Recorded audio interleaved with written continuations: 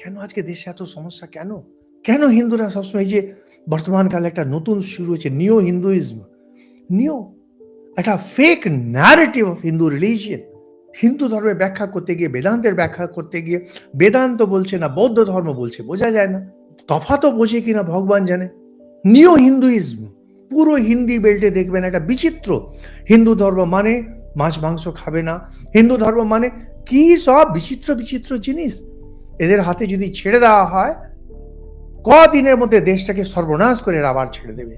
এরা সেই আবার ব্রাহ্মণ ক্ষত্রিয় বৈশ্য শূদ্র নিয়ে আসবে, এরা আবার সেই অছুত ব্যবস্থা নিয়ে আসবে।